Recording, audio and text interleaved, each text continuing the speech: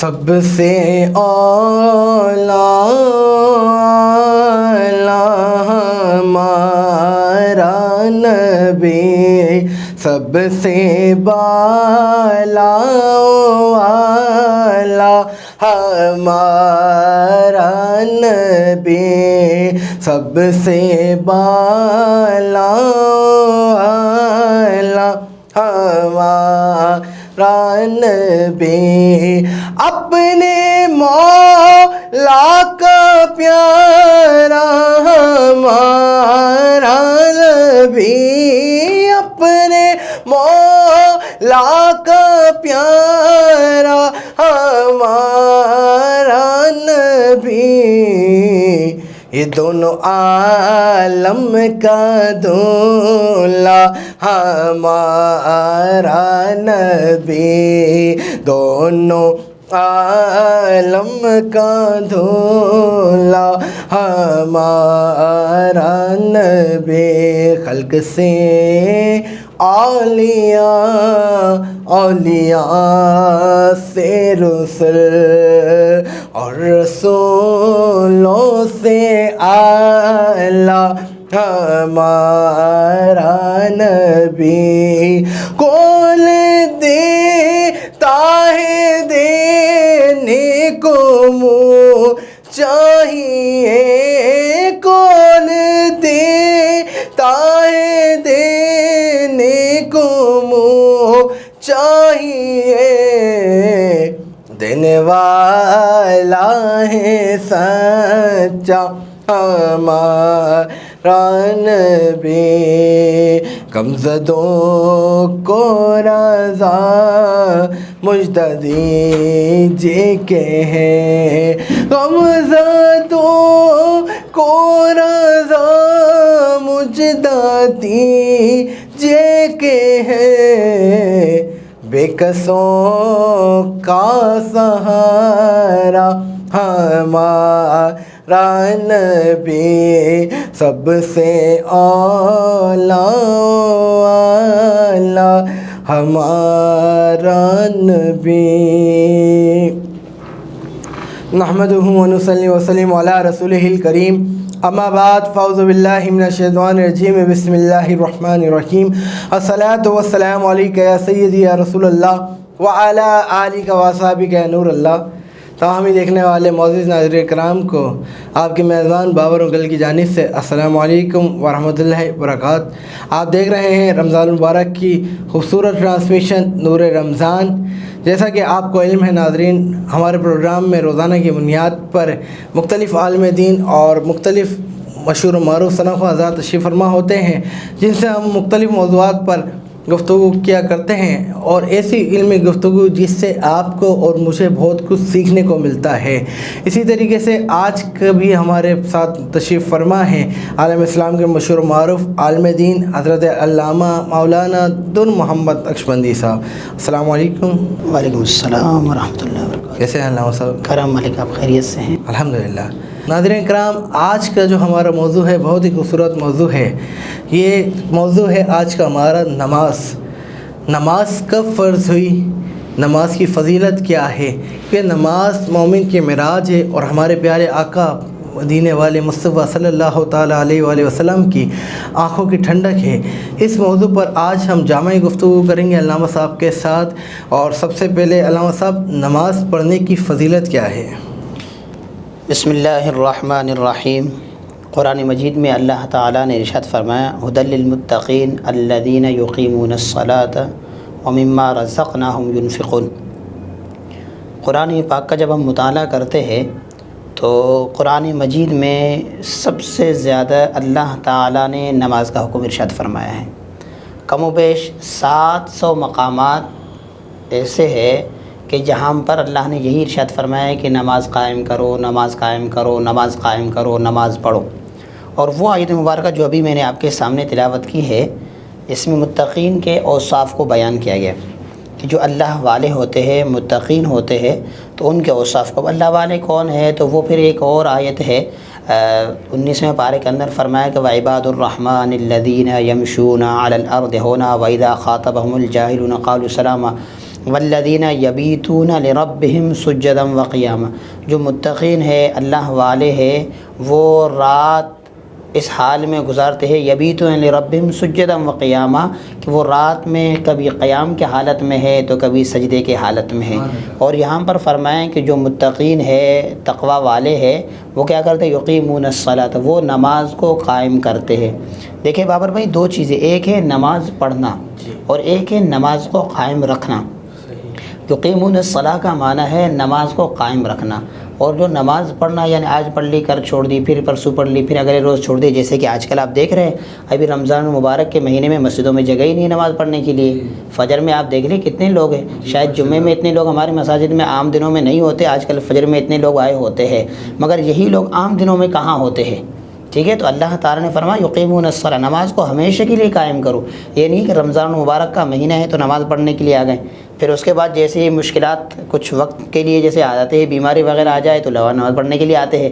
ان کے اوصاف کو بھی اللہ نے قرآن مجید میں بیان فرمایا کہ وَإِذَا مَسَّ الْإِنسَانَ ضُرٌّ دَعَانَا لِجَنبِهِ أَوْ قَاعِدًا أَوْ قَائِمًا فَلَمَّا كَشَفْنَا عَنْهُ ضُرَّهُ مَرَّ كَأَن لَّمْ يَدْعُونَا إِلَىٰ ضُرٍّ مَّسَّهُ، کہ دنیا میں بعض لوگ ایسے بھی ہوتے ہیں جب ان پر کوئی تکلیف آ جائے تو پھر وہ گڑگڑاتے ہیں، رو رو کر ہمیں پکار رہے ہوتے، یاد کر رہے ہوتے، جیسے ہم ان کو اس تکلیف کو دور کر دیتے پھر وہ ایسے ہوتے جیسے کبھی انہوں نے ہمیں پکارا ہی نہیں ہے۔ تو بابر بھائی بات ہو رہی تھی کہ نماز کی فضیلت، تو جیسے میں نے قرآن مجید کی آیت آپ کے سامنے تلاوت کی، فرمایا یقیمون الصلاۃ، کہ وہ نماز کو قائم کرتے ہیں۔ اور اس کے علاوہ میں نے جیسے عرض کی کہ 700 آیات مبارکہ کم و بیش اس موضوع پر موجود ہے، احکامات موجود ہے۔ اور احادیث مبارکہ کا جب ہم مطالعہ کرتے تو کئی احادیث موجود ہے، کئی احادیث ہے۔ میں ان میں سے حصول برکت کے لیے صرف ایک دو آپ کے سامنے بیان کرنے کی سعادت حاصل کر رہا ہوں۔ جیسے کہ فرمایا کہ بنی الاسلام علی خمس، اسلام کی جو بنیادیں ہیں وہ 5 چیزوں پر ہے۔ ان میں سے جو پہلی چیز ہے وہ کیا ہے؟ اقام الصلاۃ، نماز کو قائم کرنا، وایتاء الزکوٰۃ، زکوٰۃ کو ادا کرنا ہے، پھر اس کے بعد رمضان مبارک کے روزے، حج مبارک ہے، کلمہ طیبہ وغیرہ، یہ چیزوں کو بتایا گیا۔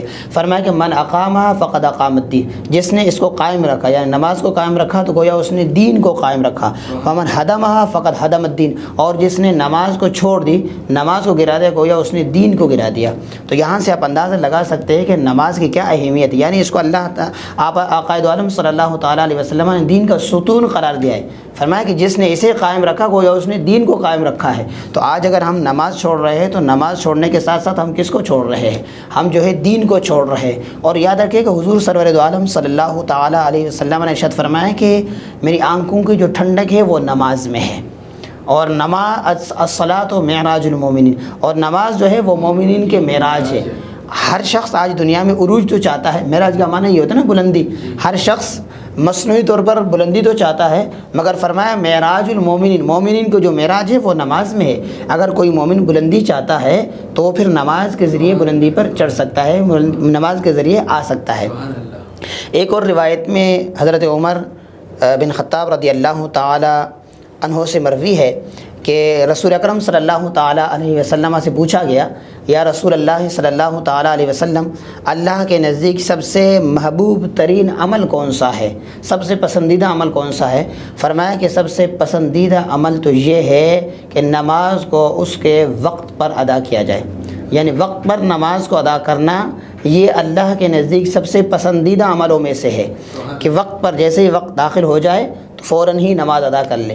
اور اسی طریقے سے آگے ایک مثال دے کر آقا دو عالم صلی اللہ تعالیٰ علیہ وسلم نے ارشاد فرمایا، صحابہ سے فرمایا کہ میرے صحابہ، اگر کسی آدمی کے گھر کے سامنے پانی کا نہر ہو اور وہ بار بار یعنی 5 مرتبہ آ کر اس نہر سے نہائے، تو کیا دن میں 5 مرتبہ نہانے کے باوجود اس کے جسم پر کوئی میل کچیل وغیرہ کے نشانات باقی رہیں گے؟ صحابہ نے عرض کی، یا رسول اللہ صلی اللہ تعالیٰ علیہ وسلم، جو بندہ 5 مرتبہ اگر آ کر نہر سے نہا لیتا ہے تو یقیناً اس کے جسم پر تو میل کچیل تو باقی رہے گا ہی نہیں، اس کے کوئی نشانات بھی باقی نہیں رہیں گے۔ تو اللہ کے رسول نے فرمایا نمازوں کی مثال ایسی ہی ہے، جو شخص دن میں 5 مرتبہ نماز پڑھ لیتا ہے تو ان نمازوں کے صدقے سے اللہ تعالیٰ اس کے تمام صغیرہ گناہوں سے درگزر فرما لیتا ہے۔ سبحان اللہ، سبحان اللہ۔ اللہ صاحب ایک سوال آپ ہی کے جو آپ بیان فرما رہے تھے اسی میں سے بندگی کچھ لوگ کرتے ہیں کہ ہم کوشش کر رہے ہیں نماز پڑھنے کی اور ہمارا دل بھی ہے نماز پڑھیں، لیکن ہم ایک نماز پڑھتے ہیں، 2 نماز پڑھتے ہیں، 3 رہ جاتی ہیں، یہ 4 پڑھتے ہیں، فجر رہ جاتی ہیں۔ ہم ایسا کیا کریں کہ ہمارا نمازوں میں دل لگے؟ پڑھ رہے ہم نماز ہے لیکن ہمارا ذہن نماز میں نہیں ہے، ہمارا ذہن کہیں اور ہے۔ ایسا کیا عمل کریں کہ ذہن ہمارا نماز میں رہے؟ دیکھیں حدیث مبارکہ میں آتا ہے کہ جو بندہ 40 نمازوں کو مسلسل ادا کرتا ہے، 40 نمازوں پر مداومت اختیار کر لیتا ہے، تو پھر اس کے بعد اللہ تعالیٰ اس کے لیے ایسے اسباب کو پیدا فرما لیتا ہے کہ جس کی وجہ سے پھر اس کی نمازیں کبھی قضا نہیں ہوں گی۔ ٹھیک ہے، اور بھی اس طریقے سے بزرگان دین وغیرہ کے اقوال ہیں۔ اول تو یہ ہے کہ ہمیں اپنے دل میں خوف خدا کو پیدا کرنے کی ضرورت ہے کہ ہم بحیثیت مسلمان ہیں، آج ہم دنیا میں موجود ہیں، کل ہم نے دنیا سے جانا ہے، اور یاد رکھیے گا قیامت کے روز سب سے پہلے جس چیز کے بارے میں سوال ہونا ہے نا، وہ نماز ہی کے بارے میں سوال ہونا ہے۔ جب ہم قبر کو، آخرت کو سامنے رکھیں گے کہ ہم نے قبر میں جانا ہے اور قبر کے کیا حالات ہے، وہ ہم میں سے ہر فرد الحمدللہ جانتا ہے کہ قبر میں ہم نے جانا ہے، وہاں پر اس طرح کے سوالات بھی ہوں گے، یہ ہوں گے، پھر آگے جہنم کے جو وعید ہے، بحیثیت مسلمان ہر ایک کو یہ معلوم بھی ہے اور اس پر ہمارا ایمان بھی ہے۔ عذاب قبر، عذاب آخرت اور ان تمام چیزوں پر، جنت پر ہمارا ایمان ہے۔ جب ہم ان چیزوں کو، جنت کے ہم بشارتوں کو سامنے رکھیں اور جہنم کی طرف سے جو وعیدیں ہیں ہم ان وعیدوں کو سامنے رکھیں، پھر اس کے بعد ہم خود غور کریں کہ ہمارے سامنے 2 چیزیں، اس میں جو ہے ایک میں ہمیں سراسر منافع ہے اور ایک میں جو ہے ہمیں گھاٹا ہے، نقصان ہے۔ بحیثیت مسلمان ہمیں کون سا طریقہ اختیار کرنی چاہیے؟ اور ویسے بھی ہمارے سامنے اگر 2 چیزیں ہو، کھانے کی مثال ہم دے سکتے ہیں کہ بہترین کھانا ہو اور ایک طرف جو ہے نا سڑا ہوا کھانا ہو، تو ہم اس میں سے کون سے کھانے کو اختیار کریں گے؟ ہمیشہ اسی کھانے کی طرف بڑھیں گے جو خوبصورت ہو، جو مطلب جس سے جو ہے نا بہترین ہو، ہم اسی کو اختیار کر لیں گے۔ تو نماز کے معاملے میں ہم ایسا کیوں نہیں کرتے؟ جب ہمیں پتہ ہے کہ ہم نے دنیا سے جانا ہے، ہم نے مرنا ہے، قبر میں ہم سے یہ پوچھا جائے گا کہ نماز ادا کی تھی نہیں کی تھی، بروز حشر بھی ہم نے جواب دینا ہے، تو پھر سستی کس بات کی؟ بے شک۔ اچھا علامہ صاحب، نماز کب فرض ہوئی اور نماز شروع سے 5 ہی تھیں یا زیادہ تھیں؟ دیکھیں، جب آقائد عالم صلی اللہ تعالیٰ علیہ وسلم معراج پر گئے تو نمازوں کا تحفہ حضور سرور عالم صلی اللہ تعالیٰ علیہ وسلم اسی وقت وہاں سے اپنے رب تعالیٰ کے ہاں سے امت کے لیے بطور تحفہ لے کر آ گئے۔ اس سے پہلے آقائد عالم صلی اللہ تعالیٰ علیہ وسلم نماز ادا کرتے تھے، مگر وہ نماز فرض کے طور پر نہیں تھے، اور صحابہ وغیرہ بھی جو نماز ادا کرتے تھے وہ فرضیت نماز میں سے نہیں تھے۔ جب حضور معراج پر تشریف لے گئے تو وہاں سے پھر آپ نمازوں کا ایک باقاعدہ تحفہ 5 نمازوں کا، ویسے تو روایتوں میں جیسے معراج وغیرہ کے حوالے سے موجود ہے کہ شروع میں جو ہے نا اللہ تعالیٰ نے 50 نمازیں فرض فرما لی تھی، پھر اسی رات میں آقائد عالم صلی اللہ تعالیٰ علیہ وسلم بار بار اللہ کے ہاں تشریف لے گئے اور عرض کرنے لگے کہ یا باری تعالیٰ ان نمازوں میں تخفیف فرما دے۔ حضرت موسیٰ علیہ السلام نے فرمایا کہ آپ اللہ کے بارگاہ میں دوبارہ تشریف لے جائیے اور اس میں تخفیف کرا دیجیے۔ جب حضور معراج سے واپس تشریف لائے تو اس وقت جو ہے وہ نمازیں 5 ہی تھیں، آپ 5 نمازوں کا تحفہ لے کر آئے، اور رب تعالیٰ نے فرمایا کہ اے پیارے محبوب صلی اللہ تعالیٰ علیہ وسلم، نمازیں تو 5 ہیں مگر ان کا جو ثواب ہے وہ 50 کے برابر ہے۔ تو جب سے نمازیں ہم پر فرض ہوئی ہے اس وقت سے لے کر آج تک اور آج سے لے کر قیامت تک جو نمازیں رہیں گی وہ فرض جو ہے وہ 5 ہی رہیں گی۔ سبحان اللہ، سبحان اللہ۔ ناظرین کرام، ہمارے گفتگو کا سلسلہ جاری و ساری ہے، یہاں پر وقت ہوا ہے ایک چھوٹے سے بریک کا، انشاءاللہ حاضر ہوتے ہیں بریک کے بعد۔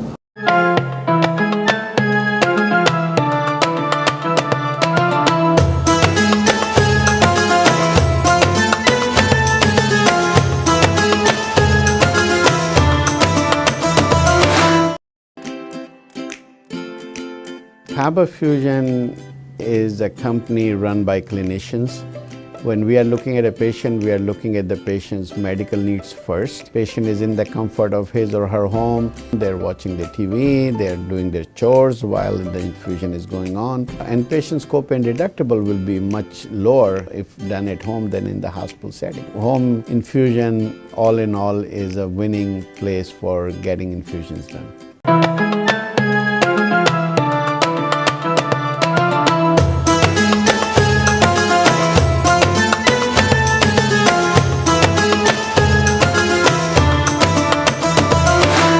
ویلکم بیک ناظرین، ایک مرتبہ پھر آپ کو اپنی خوبصورت ٹرانسمیشن نور رمضان میں خوش آمدید کہتے ہیں۔ بریک میں جانے سے قبل جیسا کہ آپ نے دیکھا ہماری گفتگو کا سلسلہ بہت ہی خوبصورت انداز میں جاری و ساری تھا علامہ صاحب کے ساتھ. اس سلسلے کو آگے بڑھاتے ہیں. علامہ صاحب، نماز مرد اور عورت پر دونوں پر یکساں فرض ہے یا اس میں کچھ چینجنگ ہے؟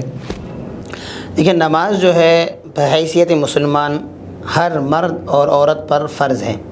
ہاں، الا یہ کہ اس میں بعض خواتین کو جیسے کہ تخفیف دی گئی ہے. ٹھیک ہے. اچھا، وہ تخفیف ایسے نہیں ہے کہ بالکل ہی چھوٹ ہے.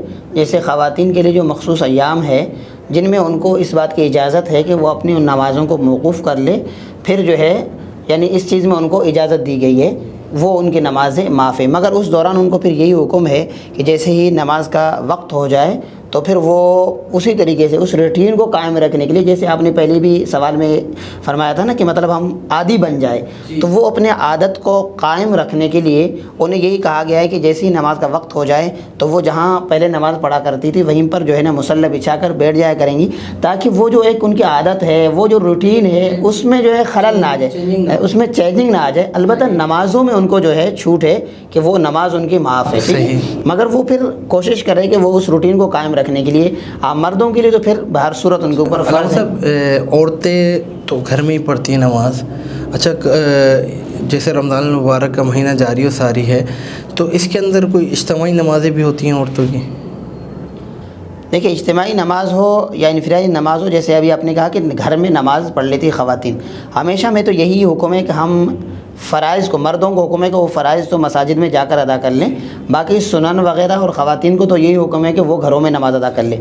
تو خواتین ہو یا مرد ہو، ویسے بھی شرعاً جو حکم فقہا نے بیان فرمایا وہ یہی ہے کہ ہم گھر میں ایک جگہ مخصوص کر لیں تاکہ وہ جگہ پاک رہے، اور وہیں پر پھر جو ہے مرد ہو یا خواتین ہو وہ اس جگہ پر اس ایک جگہ کو، ایک کمرے کو فکس کر لے.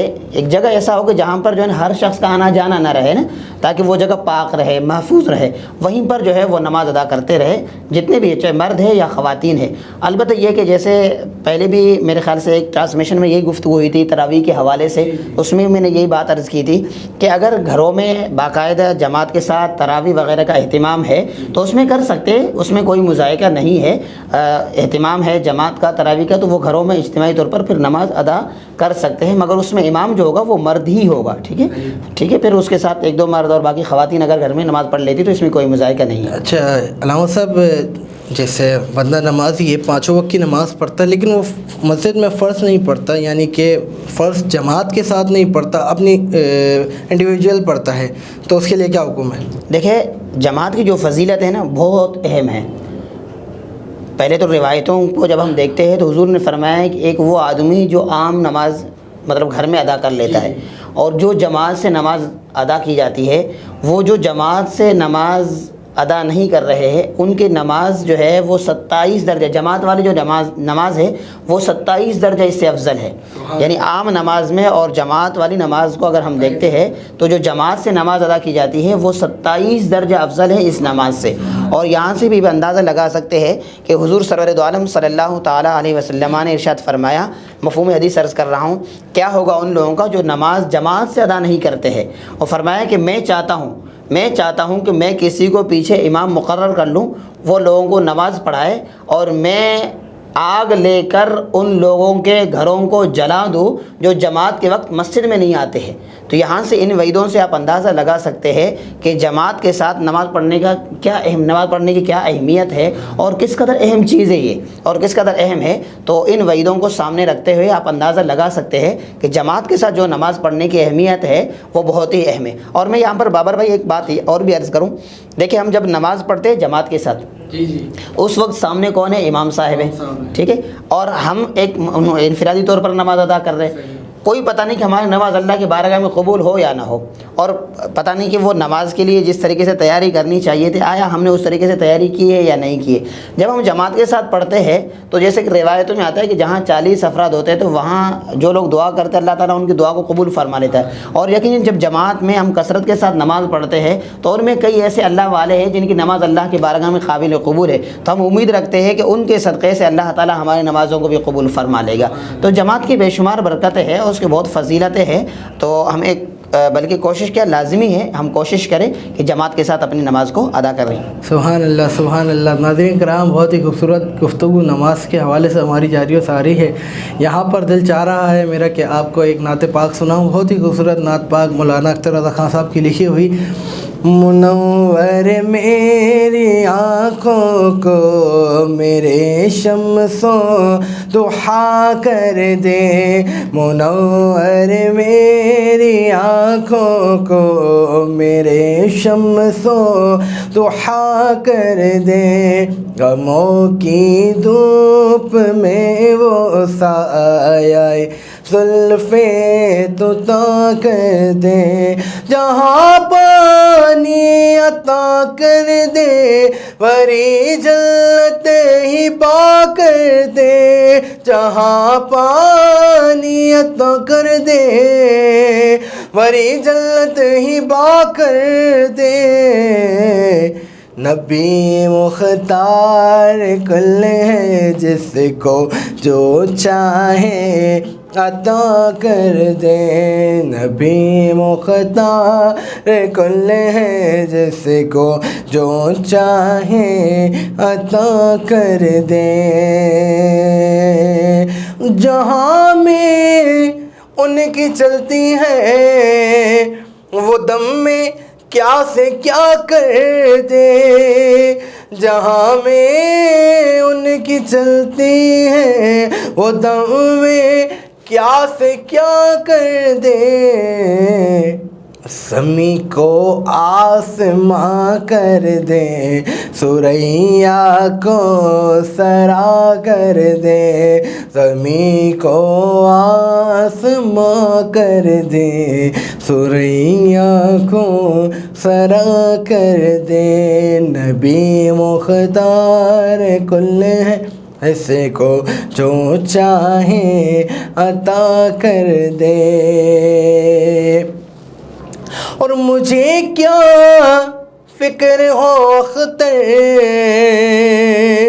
میرے یاور ہے وہ یاور، مجھے کیا فکر ہو اختر میرے یاور ہے وہ یاور، بلاؤں کو میری جو خود گرفتار بلا کر دے، بلاؤں کو میری جو خود گرفتار بلا کر دے، نبی مختار کل ہے جس کو جو چاہے عطا کر دے۔ ناظرین کرام، انشاءاللہ اپنے سلسلے کو، گفتگو کے سلسلے کو آگے بڑھاتے ہیں۔ علامہ صاحب، نماز کس عمر میں فرض ہو جاتی ہے، یا جو بچے ہیں ان کو کس عمر میں نماز سکھانی چاہیے؟ بسم اللہ الرحمن الرحیم۔ دیکھیں، نماز کی جو فرضیت ہے کہ فرض کب ہوگی، جیسے ہی انسان بالغ ہوتا ہے، بالغ ہوتے ہی اس پر نماز فرض ہے، ٹھیک ہے، چاہے وہ مرد ہو یا عورت ہو، یعنی بچہ ہو یا بچی ہو، جیسے ہی وہ بلوغت کو پہنچ جائے، جیسے آج صبح بالغ ہوئی تو ظہر کی نماز اس پر فرض ہے، ظہر سے بالغ ہوئی تو عصر کی نماز اس پر فرض ہے، رات میں بالغ ہوئی تو اس پر علامات بلوغت جو فقہا نے بیان کیے ہیں، جیسے ہی وہ نمودار ہو جائے اور فوراً سے اس کے بعد جو آنے والی نماز ہے تو وہیں سے اس کے اوپر جو ہے وہ نماز فرض ہو جاتی ہے۔ وہ یا عمر کی ایج کی کوئی لمٹ نہیں ہے کہ مطلب 10 سال میں 12 سال میں، ویسے جو بتایا گیا ہے وہ تقریباً مرد کے لیے 15 سال کا عمر بتایا گیا ہے کہ جیسے ہی بچے کی عمر 15 سال ہو جائے بچے کی، اور اب اگر اس میں بلوغت کے جو علامات ہیں وہ ظاہر نہیں ہو رہی ہے تو اس کے بعد سے اب اس کے اوپر نماز فرض ہے، اور علامات بلوغت اگر وہ 10 سال 11 سال 12 سال کی عمر میں جیسے ہی ظاہر ہو جائے تو اس کے بعد سے اب اس کے اوپر نماز فرض ہے، ٹھیک ہے۔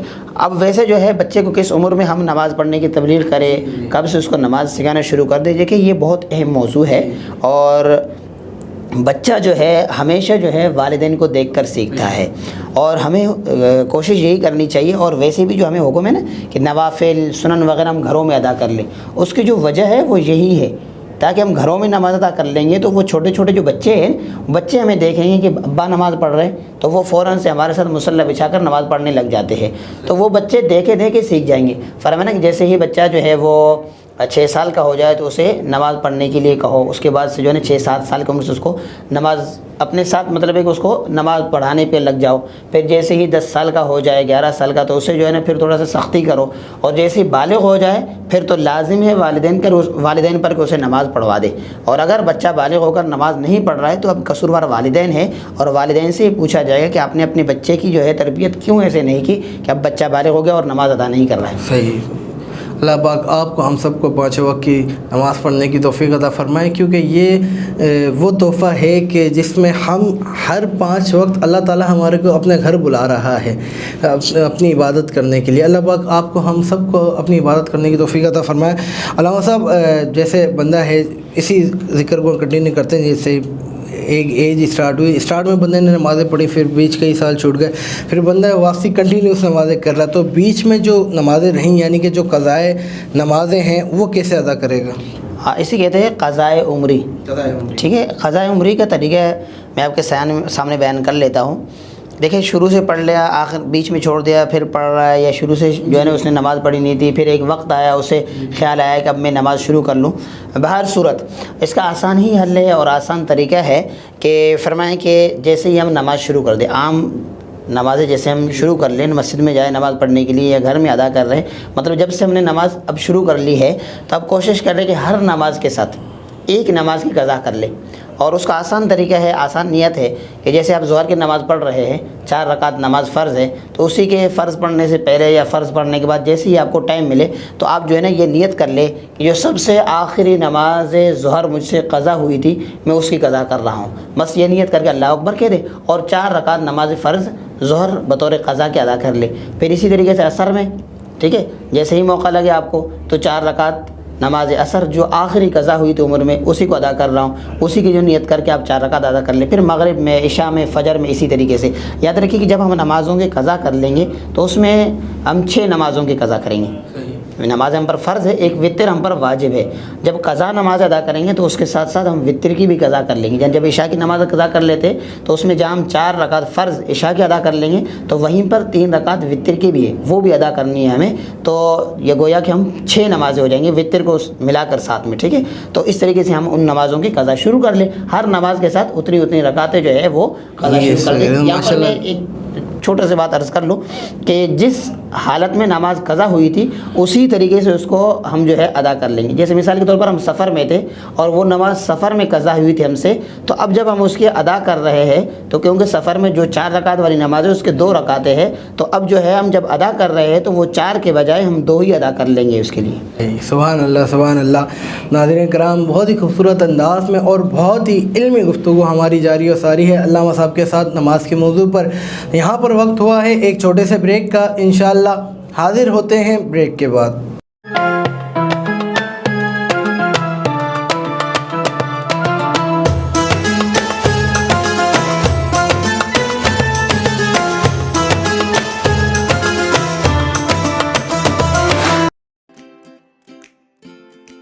Faber Fusion is a company run by clinicians.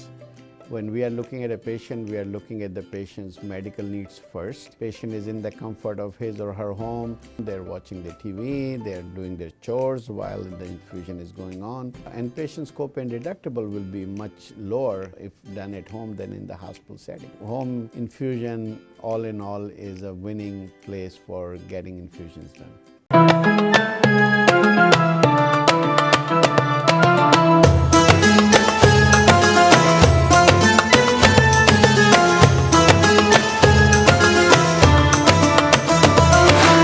Welcome back ناظرین، ایک مرتبہ پھر آپ کو اپنی ٹرانسمیشن نور رمضان میں خوش آمدید کہتے ہیں۔ ناظرین کرام، جو آج کا ہمارا موضوع ہے نماز، بہت ہی خوبصورت انداز میں اس کی گفتگو، اس کے مسئلے و مسائل کا حل اور کیا کیا چیزیں ہمیں سیکھنی چاہیے نماز قائم کرنے کے لیے، وہ سب باتیں ہماری جاری و ساری ہیں۔ اس سلسلے کو آگے بڑھاتے ہیں۔ بریک میں جانے سے قبل جیسا کہ علامہ صاحب سے گفتگو جاری تھی جس میں علامہ صاحب نے ذکر کیا سفر کا، تو علامہ صاحب دوران سفر نماز کتنی پڑھنی چاہیے، یا کیا اس کی ایک ریشو ہے سفر کا کہ اتنے کلومیٹر کے بعد نماز 2 رکعت ہو جاتی ہیں؟ بتائیں. دیکھیے اگر ہم سفر کرنا چاہتے ہیں جی، اور وہ سفر جو ہے 92 کلومیٹر سے آؤٹ ہے، آؤٹ آف 90. ٹھیک ہے، 92 کلومیٹر سے اگر ہم باہر جانا چاہ رہے ہیں تو جیسے ہی ہم اپنے گھر سے نکلیں گے جی، اب سے جو ہے ہم مسافر شمار ہوں گے. ٹھیک ہے، اب جہاں 4 رکعت والی نماز ہے ہم 4 کے بجائے وہاں پر 2 ادا کر لیں گے. ٹھیک ہے، جیسے ظہر کے 4 رکعت ہے تو اس میں ہم نے 2 ادا کرنی ہے، پھر عصر کے 4 رکعت ہے تو اس میں بھی ہم نے 2 ادا کرنی ہے، مغرب کے 3 ہے تو 3 ادا ہوں گے، پھر عشاء کے 4 رکعت ہے تو عشاء میں بھی ہم نے 4 کے بجائے 2 رکعت ادا کرنی ہے. تو جب ہم 92 کلومیٹر سے باہر جانا چاہیے، یہ نہیں کہ کراچی سے ہم جو ہے کراچی کے دوسرے کونے پہ جانا چاہ رہے ہیں، یا ایک شہر اسی شہر کے اندر گھوم پھر رہے، چلو یہاں سے تھوڑا سا گھومنے کے لیے گئے تو چلو تھک گئے تو نماز قضا کر لیں. حالانکہ صاحب 92 کلومیٹر کا سفر ہے، اس سے زیادہ ہے، تو اب جب وہ کلومیٹر کا سفر ہو جائے گا اس کے بعد یہ معاملہ ہوگا یا نہیں؟ جیسے ہی ہم گھر سے نکل گئے، صحیح. گھر سے نکل گئے، ٹھیک ہے، اب اس کے بعد جو ہم نے نماز ادا کرنی ہے تو اگر اس میں 4 رکعت والی ہے تو ہم 2 رکعت ہی ادا کر لیں گے. اسی طریقے سے جب ہم 92 کلومیٹر سے آؤٹ گئے تھے اور واپس جب پلٹ کر آ جائیں گے، اچھا یہاں پر میں ایک عرض کر دوں کہ 92 کلومیٹر سے ہم باہر جا رہے ہیں نا، وہ اگر ہمارا سفر 15 دنوں سے زائد کا ہے، ٹھیک ہے، اگر وہاں ہم جہاں جا رہے ہیں اگر ہم نے 15 دن سے زیادہ رہنا ہے تو چلو یہ درمیانے سفر میں تو ہم قضا کر لیں گے، جیسے وہاں پہنچ جائیں گے اور وہاں پر ہم نے 15 دن سے زیادہ رہنا ہے تو پھر وہاں پر ہم نے مکمل پڑھنی. اور اگر 15 دنوں سے کم وہاں رہنا ہے، جیسے 1 دن کے لیے 2 دن کے لیے جا رہے ہیں، تو جب تک وہاں رہیں گے تب تک بھی ہم جو ہے وہ سفر ہی نماز ادا کریں گے. اور پھر جب واپس پلٹ کر آ جائیں گے، جیسے کہ روایتوں میں آتا ہے، حضرت علی رضی اللہ تعالی عنہ سے مروی ہے کہ ایک مرتبہ صحابہ کرام جب سفر سے پلٹ کر واپس آ رہے تھے تو یعنی مدینے سے اتنے قریب آ گئے تھے کہ جو مدینے کے مکانات تھے وہ دور سے دکھ رہے تھے. تو نماز کا وقت ہوا تو حضور نے صحابہ سے فرمایا کہ نماز ادا کر لیجیے. تو صحابہ نے جب نماز ادا کر لی تو حضور نے فرمایا کہ قصر کے ساتھ ادا کر لو. تو حضرت علی رضی اللہ تعالی عنہ سے روایت ہے، وہ فرماتے کہ ہم نے عرض کی یا رسول اللہ کہ مدینے کے مکانات دکھ رہے ہیں یہاں سے، تو حضور نے فرمایا نہیں، یہاں پر بھی اس کو جو ہے نا مطلب نصف نماز یعنی کہ سفری نماز ادا کر لو. تو جیسے ہی ہم گھر سے نکل جائیں گے اور جب تک کہ گھر میں داخل نہیں ہوتے، گھر سے باہر ہے، یعنی اس کو آسان لفظوں میں ہم یوں کہہ سکتے ہیں کہ جیسے آج کل ٹول پلازے وغیرہ بن گئے، کیونکہ آج کل شہر پھیل گئے ہیں، جیسے اب ٹول پلازے سے باہر نکلیں گے تو اس کے بعد سے جو ہے اب آپ کے لیے جو ہے وہ سفری نماز شروع ہو جائے گی. اور جیسے ہی آپ پلٹ کے ٹول پلازے سے انٹر ہو جائیں گے تو اس کے بعد گویا کہ اب آپ اپنے شہر میں، پھر اس کے بعد جو ہے آپ اس کو جو ہے مکمل نماز ادا کر لیں گے، ورنہ آپ اس میں قصر ہی پڑھتے رہیں گے. چلو سب اس میں ایک سوال بنتا ہے کہ اگر کوئی بندہ چاہے میں نے پوری پڑھنی ہے، جیسے ہوتا ہے کسی کا ذہن ہوتا ہے کہ جن کو اس چیز کا علم نہیں ہوتا ان کے لیے ایک چیز ہے کہ علم کا نہ ہونا، اور ایک ہے جان بوجھ کے کرنا. ٹھیک ہے، اچھا ایک تو یہ ہے کہ جماعت کے ساتھ ہم نماز پر ادا کر رہے ہیں. جیسے ہم سفر میں گئے تھے، اچھا سفر میں جو ہے کہ ہم مسجد میں گئے، اب امام صاحب جو ہے کیونکہ وہاں کے رہائشی ہے وہ 4 رکعت پڑھائیں گے. اگر امام صاحب کے ساتھ ہم پڑھ رہے ہیں یعنی جماعت کے ساتھ پڑھ رہے ہیں اور امام صاحب نے 4 رکعت پڑھا دی تو اس صورت میں پھر ہم 4 رکعت ہی پڑھیں گے. اور اگر ہم تنہا پڑھ رہے ہیں تو اس صورت میں پھر ہم پر لازم ہے کہ ہم 2 ہی ادا کر لیں گے، کیونکہ حدیث میں 2 ہی کا ذکر ہے. ہم اس کو 4 کر رہے ہیں، ایسے کیسے ہو سکتا ہے کہ پھر کوئی اثر میں کہ اثر کی نماز 4 ہے تو وہ کہے کہ میں 6 رکعت پڑھنا چاہتا ہوں. تو اس میں ہمیں جو ہے نا 4 کو جو ہے 2 پڑھنے کا حکم ہے، تو اس میں پھر ہم 2 ہی رکعت ادا کر لیں گے. اچھا علامہ صاحب سفر کے اندر یہ تو فرض نماز کی آپ نے بتائی، سنت و نوافل وہ بھی پڑھ سکتے ہیں؟ سنن و نوافل سب کے سب مکمل ادا کرنی ہے. سنن و نوافل میں کوئی کمی نہیں ہے. جس طریقے سے گھر میں محلے میں ہم سنن و نوافل وغیرہ ادا کرتے ہیں، سفر میں سیم اسی طریقے سے سنن نوافل وغیرہ سب اسی طریقے سے ادا کریں گے. یہ مکمل ادا کرنی ہے، پڑھیں گے، اس میں کوئی کمی نہیں ہے. وتر ہے اس کو بھی ہم نے ادا کرنا ہے، اس میں بھی کوئی کمی نہیں ہے. جو کمی ہے وہ صرف فرض نماز، وہ فرض نماز جس میں 4 رکعت ہے، 4 رکعت والی فرض کو ہم 2 رکعت کر کے پڑھ لیں گے. باقی فجر ہے، مغرب ہے، وہ بھی ہم نے کمپلیٹ مکمل ادا کرنی ہے. صحیح. اچھا علامہ صاحب دیکھا گیا ہے مختلف اوقات میں، ابھی تو رمضان المبارک کا بابرکت مہینہ جاری ہے، ساری تمام نمازی اہتمام کے ساتھ تیاری کے ساتھ مسجد میں تشریف فرما ہوتے ہیں. اس کے علاوہ جو 11 مہینے ہمارے گزرتے ہیں اس میں دیکھا جاتا ہے کہ کوئی ٹی شرٹ پہن کے آ رہا ہے تو نیچے شلوار پہنی ہوئی ہے یا ٹراؤزر پہنا ہوا ہے. ایک نماز کے اہتمام سے نہیں آتے، بس آتے ہیں نماز پڑھ کے چلے گئے. اب وہی بندہ کسی شادی میں جا رہا ہے یا کہیں تقریب میں جا رہا ہے تو پوری تیاری کے ساتھ جاتا ہے، اور اللہ کے گھر جا رہا ہے تو سلیف لیس یا ٹی شرٹ ٹراؤزر پہن کے جا رہا ہے، تو اس کے لیے کیا؟ دیکھیں بابر بھائی، آج کل رمضانوں میں بھی لوگ تیار ہو کے نہیں آتے، بلکہ وہ بھی جو رات کو کپڑے پہنے تھے چلو اسی کے ساتھ جو ہے نا فجر کی نماز کے لیے آ رہے ہوتے ہیں، یا دوپہر میں آرام کیے تھے تو ظہر میں وہی کپڑے پہن کر نماز کے لیے آ رہے ہوتے ہیں۔ اور یہ ہم مسلمانوں کے لیے جو ہے وہ لمحہ فکریہ ہے کہ ہم جب بازار جاتے ہیں، کہیں شادی بیاہ وغیرہ میں جاتے ہیں، کہیں کسی سے ملنے جاتے ہیں تو ہم بن ٹن کے جاتے ہیں، واسکٹ پہن لیں گے، کپڑوں کو دیکھیں گے استری ہے یا نہیں ہے، اور کیا کرنی چاہیے، شوز کیسے ہونی چاہیے۔ مگر ہم اللہ کے گھر میں اللہ کے ہاں جب جا رہے ہیں تو اس وقت جو ہے ہم جو کپڑے مل گئے میلے کچیلے جیسے تیسے بھی ہو، ہم اس کو پہن کر جو ہے وہ مسجد میں جا رہے ہوتے۔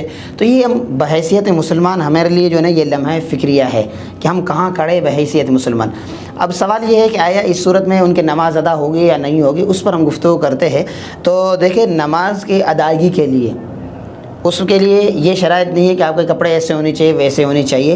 نماز کی ادائیگی کے لیے مرد کے لیے ناف سے لے کر گھٹنوں کے نیچے تک، جسے ہم شریعت کے روح سے سطر کہتے ہیں، اگر آپ کا سطر چھپا ہوا ہے ناف سے لے کر گھٹنوں کے نیچے تک، آپ نے جو بھی کپڑا پاک ہو، پاک کپڑا آپ نے کوئی بھی پہنا ہے کہ ناف سے لے کر گھٹنے تک یہ جو آپ کا حصہ یہ چھپا ہوا ہے، تو اب آپ کی نماز ادا تو ہو جائے گی۔ بھلے آپ نے اوپر کچھ نہیں پہنا ہے یا اوپر آپ نے صرف ایک بنین پہن لیا ہے، جو کچھ بھی ہے ٹھیک ہے کہ وہ آداب نماز اور اس کے خلاف تو ضرور ہے، اس کے ہم ضرور اس کے ہم یہ نہیں کہیں گے چلو اسی طریقے سے آ جائے، ہم یوں ضرور کہیں گے کہ اچھے کپڑے پہننی چاہیے، مگر ادائیگی ہے نماز جو فرض کی ادائیگی ہے اس کے لیے ضروری ہے کہ ناف سے لے کر گھٹنے تک جو سطر ہے اس کو جو شخص چھپا کر نماز ادا کر لیتا ہے تو اس میں ان کی نماز تو ادا ہو جائے گی، مگر وہ جو نماز کے فیض ہے، وہ جو نماز کا ایک نور ہے، وہ جو رحمت ہے، وہ جو برکتیں ہیں نماز کی، یقیناً جب ہم اس کے لیے اہتمام نہیں کرتے تو اس سے پھر ہم محروم رہیں گے۔ جو افراد اس طریقے سے اہتمام نہیں کرتے تو پھر ان کو غور کرنی چاہیے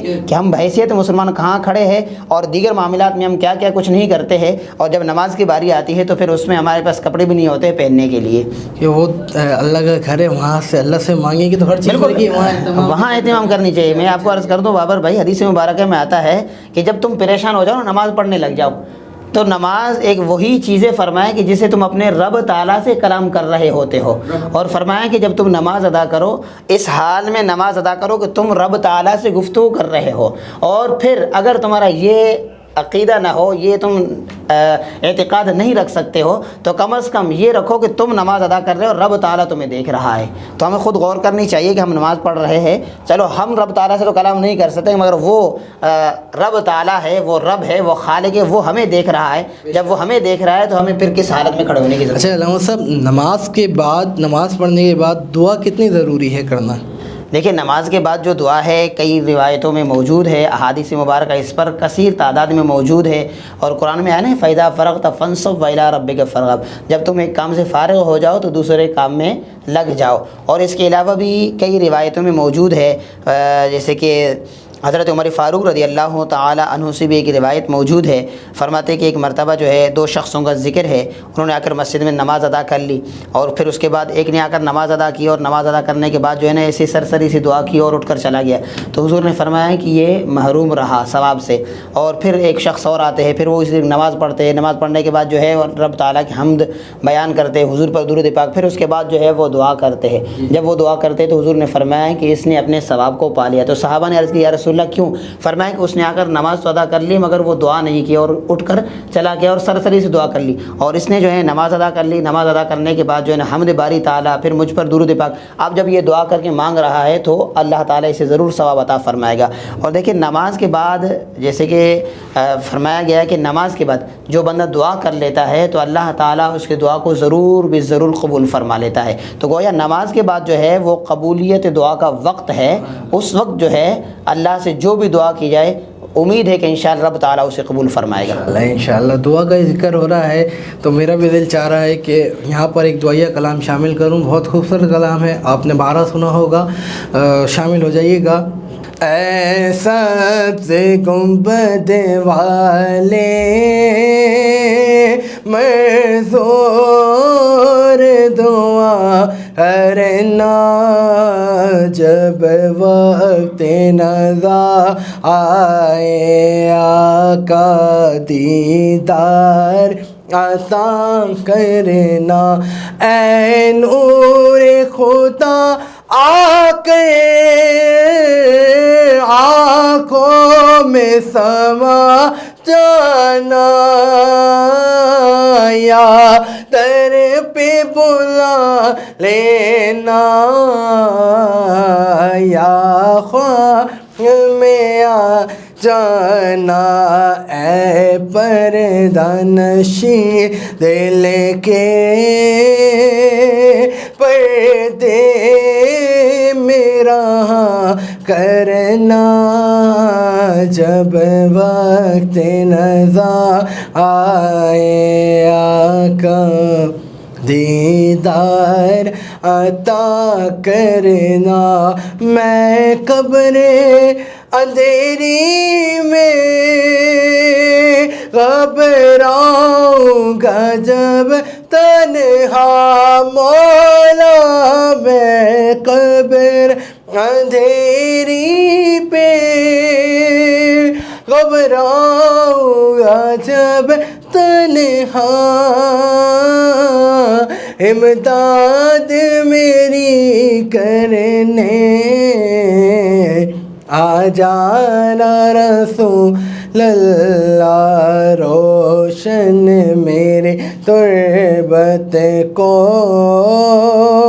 للہ ذرا کرنا، جب وقت نزا آئے آقا دیدار عطا کرنا، مجرم ہوں جہاں کا میں شرم برم رکھنا، آقا مجرم ہوں جہاں کا میں شرم برم رکھنا، رسوائے زمانہ ہوں دامن میں چھپا لینا، مقبول دعا میری منظور خدا کرنا، جب وقت نزا آئے آقا دیدار عطا کرنا۔ حاضرین کرام، جیسا کہ دعائے کلام پیش کیا میں نے، اس سے قبل گفتگو کا بہت ہی خوبصورت انداز میں علامہ صاحب کے ساتھ جاری تھی۔ علامہ صاحب، دیکھا گیا ہے اکثر اوقات کہ کچھ لوگ ایسے ہوتے ہیں تو مسلمان، ابھی رمضان المبارک کا بابرکت مہینہ بھی جاری ہے، تو اس میں بھی نہ وہ نماز پڑھتے ہیں نہ روزہ رکھتے ہیں، تو ان کے لیے کیا حکم ہے؟ بسم اللہ الرحمن الرحیم۔ دیکھیے بابر بھائی، قرآن مجید میں اللہ تعالیٰ نے ارشاد فرمایا کہ قد افلح المؤمنون الذین هم فی صلاتهم خاشعون، فلاح پا گئے وہ لوگ، کامیاب وہ مومنین جو اپنی نمازوں میں خشوع اور خضوع پیدا کرتے ہیں۔ اب یہاں تو کامیابی کا ذکر ہے، ویسے وہ لوگ جو نماز ادا نہیں کر رہے ہیں تو ان کے لیے جو روایتوں میں وعید ہے، عذابات کا ذکر ہے، وہ تو موجود ہے ہی ہے، ٹھیک ہے۔ اس سے آگے چل کر ہم یہاں جو بات کر رہے ہیں کہ کامیاب وہ لوگ جو نمازوں میں خشوع اور خضوع پیدا کرتے ہیں، تو ایک مسلمان کو رب تعالیٰ نے فرمایا ہے کہ کامیابی کس چیز میں ہے؟ نماز میں ہے، اور وہ نماز کہ جس میں مومن خشوع اور خضوع پیدا کرتا ہے۔ اب ہمیں خود غور کرنے کی ضرورت ہے کہ بحیثیت مسلمان ہم نماز ادا کر رہے نہیں کر رہے، اگر نہیں کر رہے تو کیوں نہیں ادا کر رہے ہیں؟ قبر میں ہم سے یہی سوال ہوگا کہ تم نے نماز ادا کی تھی یا نہیں کی تھی، اور پھر اس کے بعد اگر نماز ہے اس میں خشوع اور خضوع نہیں ہے اور ہم دنیا میں کامیابی چاہتے ہیں، ہر شخص دنیا میں یہی چاہتا ہے کہ میں کامیاب ہو جاؤں، تو رب تعالیٰ نے جو کامیابی بتایا وہ یہ ہے کہ تم نماز ادا کر لو خشوع اور خضوع کے ساتھ۔ اللہ تعالیٰ نے بتایا کہ یہی راستہ کامیابی کا ہے، اور ہم جو ہے اس راستے کو چھوڑ کر اس کے علاوہ جو مصنوعی راستے ہیں اسی پر چل کر ہم کامیابی کو حاصل کرنا چاہتے ہیں، تو اس کی وجہ سے ہوتا کیا ہے کہ ہمارا اپنا بھی بیڑا غرق ہے، ہم دوسروں کا بھی بیڑا غرق کرتے ہیں۔ اس کی وجہ کیا ہے؟ ایک مرتبہ کہ حضرت سیدنا غوث اعظم رضی اللہ تعالیٰ عنہ کے پاس ایک شخص آتے ہیں اور آ کر وہ عرض کرتے ہیں کہ حضور گھر میں جو ہے فاقہ ہے، کچھ معاملات ایسے ہے کہ رزق روزی میں برکت نہیں ہے، آپ کوئی وظیفہ بتا دے، کوئی دعا فرما لے، کوئی وجہ، کیا وجہ ہے؟ سرکار غوث اعظم رضی اللہ تعالیٰ عنہ نے فرمایا کہ تم جاؤ اور اپنے گھر کے دروازے پر ایک پردہ لٹکا دو۔ وہ بندہ گیا اور غوث اعظم کے حکم کی تکمیل کرتے ہوئے گھر کے دروازے پر ایک پردہ لٹکا گیا، اور کچھ دن گزرنے کے بعد اب حالات جب بہتر ہونے لگے، خوشحالی آ گئی، رحمتوں کا نزول شروع ہوا، تو وہی بندہ پلٹ کر حضور غوث اعظم کے پاس آتے ہیں اور عرض کرتے حضور بات کیا ہے؟ آپ نے کوئی وظیفہ بھی نہیں دی اور نہ کچھ پڑھنے کو کہا، صرف آپ نے فرمایا جاؤ اور دروازے پر جو ہے پردہ لٹکا دو۔ میں گیا ہوں اور میں نے دروازے پر پردہ لٹکا دی، اور اس کے بعد سے جو ہے رحمتوں کا نزول شروع ہے۔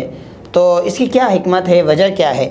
تو حضرت غوث اعظم رضی اللہ تعالی عنہ نے فرمایا کہ تمہارا جو گھر ہے وہ راستے پر ہے، اور اس راستے سے بے نمازیوں کا گزر ہوتا ہے، تو بے نمازیوں کی نظر تمہارے گھر پر پڑتی تھی، جس کی وجہ سے رحمتوں کا نزول بند ہو گیا تھا، اور جب سے تم نے پردہ لٹکایا ہے اب تمہارا گھر جو ہے بے نمازیوں کے نظروں سے محفوظ ہو گیا ہے، تب سے اللہ تعالیٰ کے یہاں سے رحمتوں کا نزول شروع ہو گیا ہے۔ تو یہاں سے آپ اندازہ لگا سکتے ہیں کہ ہم نماز جب نہیں پڑھتے ہیں تو ہم اپنا بھی بیڑا غرق کر رہے ہیں، اور اپنے ساتھ جہاں جہاں ہم جا رہے ہیں، جس کے گھر میں جا رہے ہیں، دکان پہ جا رہے ہیں، کاروبار میں جا رہے ہیں، دعوت میں جا رہے ہیں، جہاں جہاں بے نمازی لوگ جاتے رہیں گے اور ان کی نظر پڑتی رہے گی، اور وہاں پر جو ہے پھر اللہ کی جو رحمت ہے وہ بند ہو جائیں گی۔ اب یہاں سے اندازہ لگا سکتے ہیں۔ صحیح۔ ناظرین کرام، بہت ہی خوبصورت گفتگو علامہ صاحب کے ساتھ نماز کے حوالے سے ہماری جاری و ساری تھی۔ ناظرین کرام، نماز وہ چیز ہے جو ہمیں اللہ کے قریب کر دیتی ہے۔ ہر مسلمان مومن مرد عورت پر 5 وقت کی نماز فرض ہے۔ نماز وہ چیز ہے کہ جب اللہ کو پریشانی میں یاد کیا جائے، نماز پڑھی جائے، نماز پڑھ کے دعا مانگی جائے، جو پریشانیاں ہو وہ دور ہو جاتی ہے۔ تو بندہ جب 5 وقت کی باجماعت نماز پڑھے گا اور تو اس کو کیا کیا فضیلت حاصل ہوں گی، رب تعالیٰ کی کتنی نعمتیں حاصل ہوگی، اس کی تمام پریشانیاں دور ہو جائیں گی، اسے دینی اور دنیاوی دونوں نعمتیں حاصل ہوں گی۔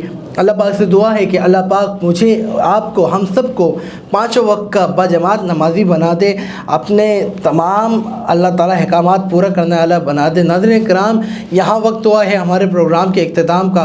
جیسا کہ آپ دیکھتے ہیں روزانہ مختلف عالم دین اور مختلف ثناء حضرات تشریف فرما ہوتے ہیں۔ انشاءاللہ کل ہم پھر حاضر ہوں گے نئے مہمان، نئے ثناء حضرات کے ساتھ، نئے موضوعات کے ساتھ۔ تب تک کے لیے اپنے میزبان بابر مغل کو دیجیے اجازت۔ السلام علیکم ورحمۃ اللہ وبرکاتہ۔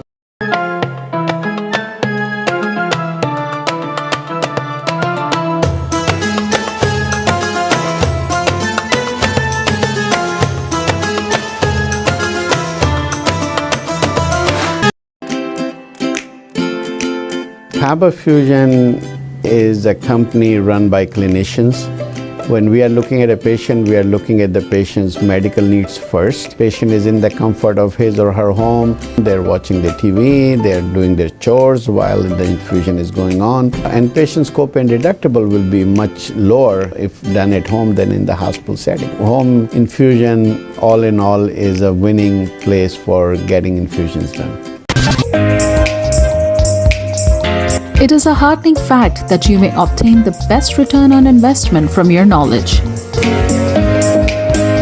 You can progress by taking one step at a time every day and getting the greatest outcomes.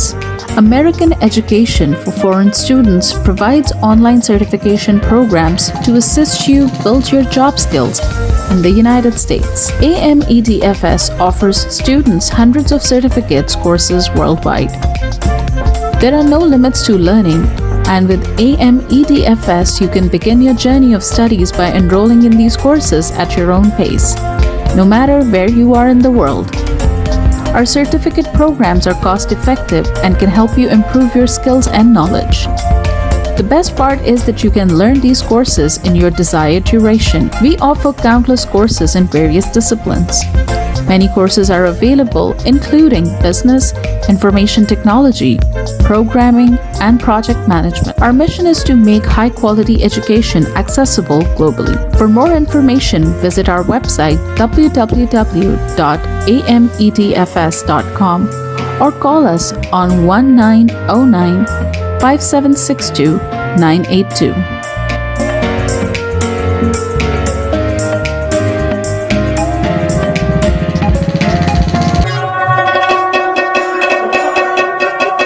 په سرمایه‌کارۍ باندې بهترین منافع تاسو د خپل علم نه ترلاسه کولی شئ. تاسو روزانه یو ګام پورته کولو سره پرمختګ کولی شئ او غوره نتیجه حاصلولی شئ. د غیر ملکی طالب علمانو لپاره په امریکا کې تعلیم کوم چې د AMEDFS په نوم باندې هم پیژندل کیږي ګڼ شمېر آنلاین سرټیفیکیشن پروګرامونه وړاندې کوي کوم چې تاسو ته په هایه متحده کې د خپل کاري مهارتونو زیاتولو کې مرسته کوي. AMEDFS په نړۍ کې د طالب علمانو لپاره په سلګونو سندونه او کورسونه وړاندې کوي. د زده کړې لپاره هیڅ حد نشته. تاسو د AMEDFS سره د دنیا د هر ځای نه د خپل سهولت او وخت مطابق کورسونه کې داخله اخیستی شئ او زده کړه کولی شئ. زموږ سرټیفیکیټ پروګرامونه ارزان هم دي کوم چې ستاسو مهارتونه مضبوطه کولو کې او علم زیاتولو کې مرسته کوي. د ټولو نه غوره برخه دا ده چې تاسو د خپل خوښې وخت مطابق کې کولی شئ. زموږ پروګرام کې بزنس انفارمیشن ټیکنالوژي پروګرامینګ پروجیکټ مینجمنټ او نور ګڼ شمېر کورسونه شامل دي. زموږ مقصد په نړۍ کې هر چاته د معیاري تعلیم ترلاسه کولو موقع ورکول دي. د نورو معلوماتو لپاره وزټ کړئ زموږ ویب سایټ amedfs.com یا کال وکړئ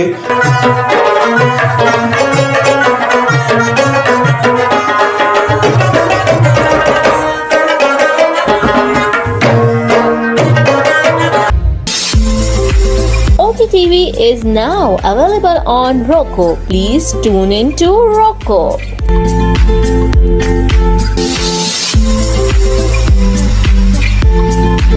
Seven.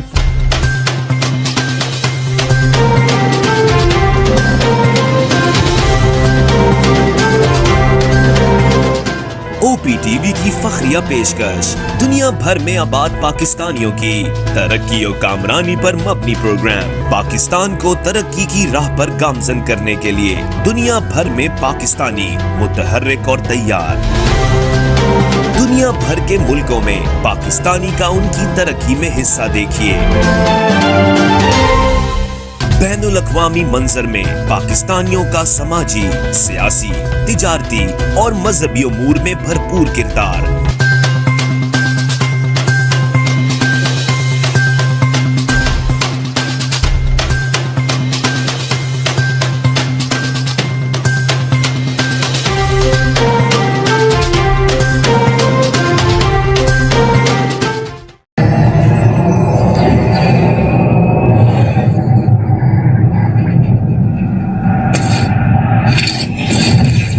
Kaba Fusion is a pharmacist-owned, patient-focused team of professionals with over 30 years' experience providing intravenous medication to pediatric and adult patients in the comfort and safety of their own home. Founded by Dr. Sohail Masood, a pioneer in the home infusion industry and recipient of Ernst & Young's Entrepreneur of the Year Award, Kaba Fusion has 28 state-of-the-art compounding pharmacies across the country with service capabilities nationwide. Specializing in IVIG, SCIG, and acute therapies, our highly skilled infusion nurses are present throughout your treatment and our clinicians are on call 24 hours a day. Please visit us at kabafusion.com for more information.